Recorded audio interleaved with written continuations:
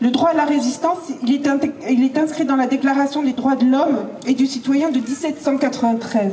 Et dans son article 35, il est écrit « Quand le gouvernement viole le droit des peuples, l'insurrection est pour le peuple et chaque portion du peuple le plus sacré et le plus indispensable des devoirs. » Le droit international, lui aussi, reconnaît le droit des peuples à résister lorsqu'il y a occupation par des étrangers, apartheid et colonisation.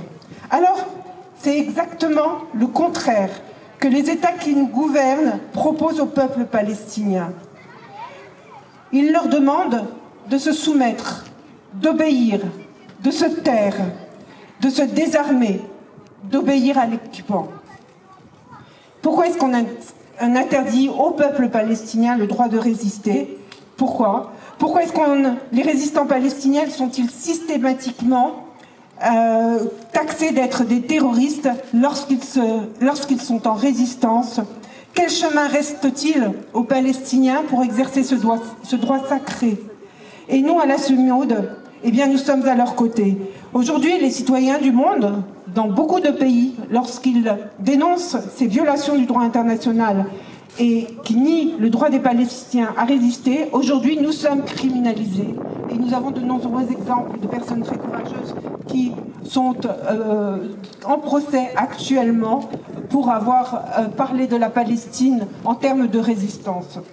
Nous, citoyens du monde, et c'est à ça que la Global Sumud fait référence, on est à leur côté, non pas pour faire à leur place, non, pas pour faire à leur place, non pas pour penser leur libération, mais pour leur permettre de mener leur lutte à leur manière. C'est la mission première de la Global Sumud, c'est de soutenir la résistance palestinienne, qui est un droit et un devoir sacré. Je vous remercie. Pierre, pourquoi êtes-vous là aujourd'hui? Il y a un grand rassemblement pour célébrer les flottilles, et en particulier la Global Sumud, puisque aujourd'hui il y a une cinquantaine de bateaux qui quittent la Turquie vers Gaza. Gaza est sous blocus hermétique depuis 20 ans.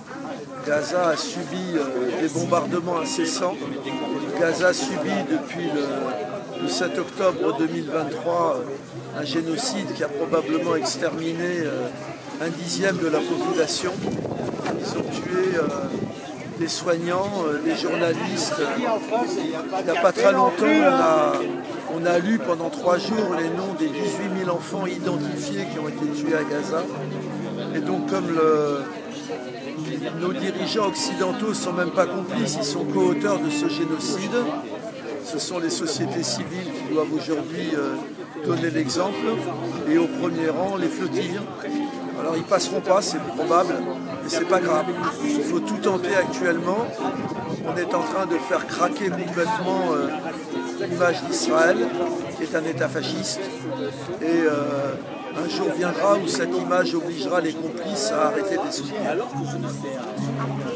Quel est le titre de votre prochain livre? Mon prochain livre, c'est Le paria et le colon, une autre histoire de l'antisémitisme. Je démonte ce qui est notre histoire intime, l'antisémitisme, qui est aujourd'hui instrumentalisé de façon incroyable par des fascistes et des génocidaires. Les dirigeants israéliens ne sont pas les descendants des victimes du génocide. Moi, je le suis. Famille maternelle exterminée, père déporté à Buchenwald, résistant dans la Hébrue, dans le Manouchian. Les dirigeants israéliens sont les descendants des collabos. Et aujourd'hui, tout ce que le monde compte de mouvements d'extrême droite soutient inconditionnellement Israël. Donc aujourd'hui, soutenir la Palestine, c'est aussi dénoncer l'instrumentalisation de l'antisémitisme. Merci. On vous rappelle que le MUSEM organise le 21 mai une journée sur la question de Gaza. Le CRIF a d'ores et déjà déclaré une manifestation devant le MUSEM pour dénoncer ce qui va se passer. Donc tous ceux qui peuvent y aller, et je pense principalement aux élus. Allez-y avec vos écharpes, pour une fois que vous pouvez vous exprimer de manière juste. Allez-y avec vos écharpes, il faut y aller, il faut être présent.